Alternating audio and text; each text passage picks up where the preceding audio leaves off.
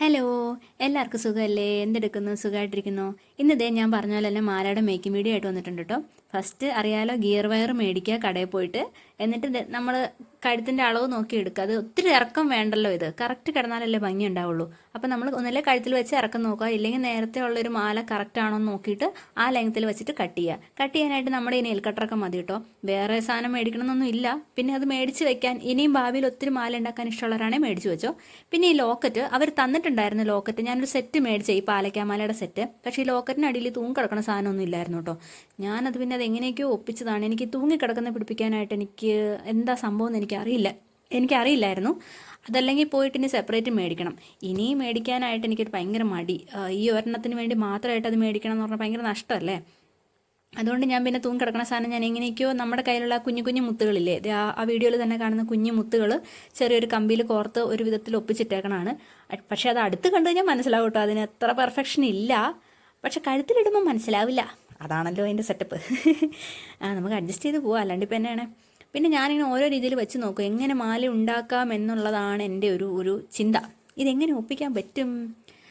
ഈ പാലക്കാമാലയുടെ ഒരു സെറ്റ് മേടിക്കണം കേട്ടോ. അതിന് ഒരു 250 രൂപയായിരുന്നു ഒരു സെറ്റിന്. അത് വെച്ചിട്ട് ഞാനിപ്പോൾ ഒരു 4-5 മാല ഉണ്ടാക്കി. അതായത് സിമ്പിൾ മാല, ഒറ്റ ഈ പാലക്കാമാലയുടെ ഒരെണ്ണം ഇട്ടിട്ട് ഒരു മാല, അങ്ങനെയൊക്കെ നമുക്ക് മാല ഉണ്ടാക്കാൻ പറ്റും കേട്ടോ.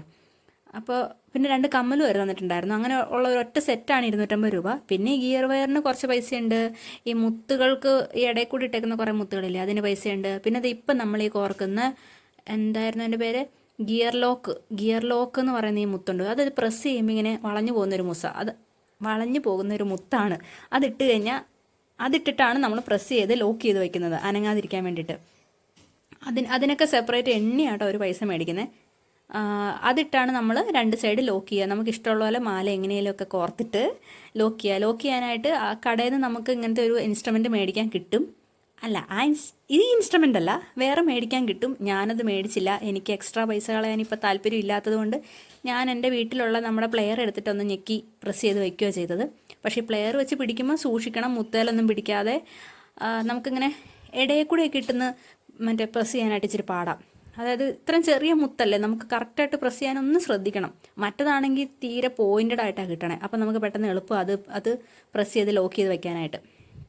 പിന്നെ ഇതിൻ്റെ ലാസ്റ്റ് എൻഡിങ് സെറ്റാക്കുക എന്നുള്ളൂ, കഴിഞ്ഞു. ഭയങ്കര എളുപ്പമായി മാല ഉണ്ടാക്കാനായിട്ട്. ഞാനത് 2-3 ഷോർട്ടിൽ ഞാൻ പറഞ്ഞിട്ടുണ്ടായിരുന്നു, ഭയങ്കര ഈസിയാണ് ഈ മാല ഉണ്ടാക്കാൻ. പക്ഷേ സാധനങ്ങളൊക്കെ ഒന്ന് നോക്കിയും കണ്ടൊക്കെ മേടിക്കുവാണെങ്കിൽ നല്ല ഈസി ആയിട്ട് നമുക്ക് ഇഷ്ടമുള്ള മാല ഉണ്ടാക്കിയിടാം. പിന്നെ ഈ കൊളുത്ത്, ഇതെന്നെ അവർ പറ്റിച്ചാണോ എന്ന് എനിക്കറിയില്ല. പക്ഷേ ഈ ഒരു കൊളുത്തിന് തന്നെ, ഈ ഒരെണ്ണത്തിന് തന്നെ 10 രൂപയായിട്ടുണ്ട്. ഈ കൊളുത്തും ഇതിൻ്റെ കൂടെയുള്ള ഈ വട്ടം കൂടെ കൂടിയിട്ട്. അപ്പോൾ ഇതെല്ലാം കൂടെ മാലയിൽ ഇടുമ്പം കുറച്ച് പൈസ ആയിട്ടുണ്ട്. കുറച്ച് മുതൽ മുടക്കേണ്ടി വരും.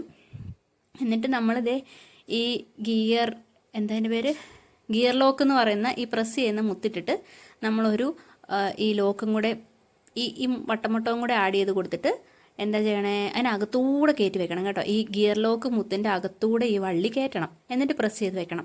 ഞാൻ ചില വീഡിയോയിലൊക്കെ കണ്ടിട്ടുണ്ട്, അവർ ഒരു മുത്തിട്ടിട്ടാണ് പ്രസ് ചെയ്യണേ. എനിക്ക് ഒരു മുത്തിടുമ്പോൾ പ്രസ് ചെയ്യുമ്പോൾ എങ്ങാനും വിട്ടുപോയാലോ, നമ്മൾ ചെയ്തതെല്ലാം നഷ്ടമായി പോവില്ലേ എന്നോർത്തിട്ട് ഞാൻ 2 മുത്തിട്ടാണ് പ്രസ് ചെയ്യണേ. അപ്പോൾ പിന്നെ എന്താണല്ലോ അത് അഴിഞ്ഞു പോകില്ലോ, നല്ല ടൈറ്റായിട്ടിരുന്നോളും കേട്ടോ. 2 സൈഡും അങ്ങനെ ചെയ്ത് വെച്ച് ഞാൻ മാല റെഡി. ഭയങ്കര ഈസി ചെയ്ത് ഉണ്ടാക്കാനായിട്ട്. ഇങ്ങനെ ഈ പാലക്കാമാലയുടെ സെറ്റൊന്നും ഇല്ലെങ്കിൽ നിങ്ങളുടെ കയ്യിലുള്ള ഒരു കല്ലില്ലേ, ഈ ഓട്ടയുള്ള കല്ലൊക്കെ ഉണ്ടാവുമല്ലോ, ബാക്കിൽ ഓട്ട ഇങ്ങനെ കയറ്റിയിട്ടാൻ പറ്റുന്നുള്ളത്, അങ്ങനത്തെ ഉണ്ടെങ്കിലും മതി.